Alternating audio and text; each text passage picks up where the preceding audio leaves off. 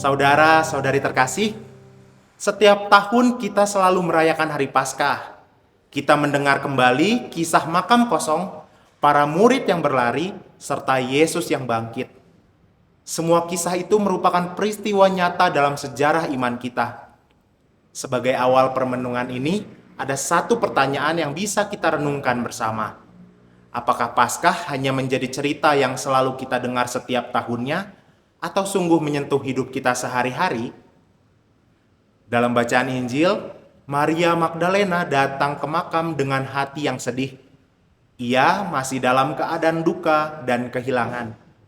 Perasaan itu merupakan pengalaman yang sangat manusiawi.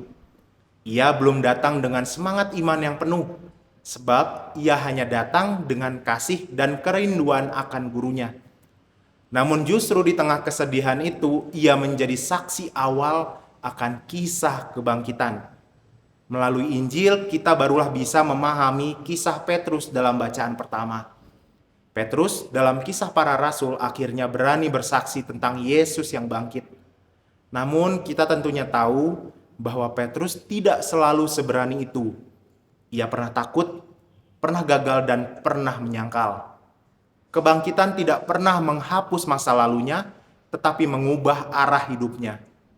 Peristiwa Paskah menjadi pengalaman pribadi yang membangkitkan keberanian Petrus.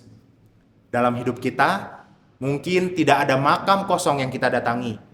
Akan tetapi, ada pengalaman-pengalaman serupa yang mungkin pernah dijumpai, yakni ketika kita merasa kehilangan, ketika harapan seakan tertutup, ketika doa terasa tak terjawab.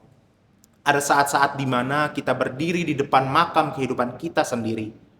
Entah itu dalam bentuk kegagalan, luka, atau kenyataan yang tidak sesuai harapan. Paskah mengajak kita melihat bahwa Allah bisa bekerja justru di tempat yang kita anggap sepertinya sudah berakhir. Batu yang terguling menjadi tanda bahwa apa yang tampak sebagai akhir bisa menjadi awal kehidupan baru. Kebangkitan bukan hanya peristiwa yang terjadi 2000 tahun lalu, melainkan tetap terjadi hingga hari ini. Cara Allah hadir dalam diri kita amat unik, baik itu dengan membangkitkan harapan di tengah kelelahan, menumbuhkan perasaan damai di tengah situasi kekacauan, atau memberi arah di tengah kebingungan. Surat kepada jemaat Kolose mengingatkan bahwa hidup kita tersembunyi bersama Kristus dalam Allah.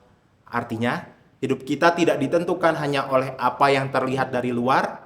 Di balik rutinitas, pergumulan, dan kehidupan kita yang tampak biasa, ada karya Allah yang pelan-pelan menumbuhkan sesuatu yang baru di dalamnya. Mungkin kita tidak langsung merasakan perubahan besar.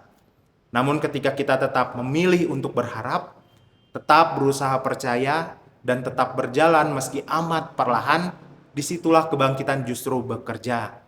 Paskah menjadi nyata bukan karena kita memahami semuanya, melainkan karena kita membiarkan terang Kristus memberi makna baru pada pengalaman kita. Jadi, Hari Paskah bukan sebatas momen pengingat bahwa Yesus pernah bangkit. Paskah adalah undangan bagi kita untuk senantiasa percaya bahwa Allah selalu hadir menemani kita serta membangkitkan harapan dan semangat kita hari demi hari. Selamat Paskah, Tuhan memberkati.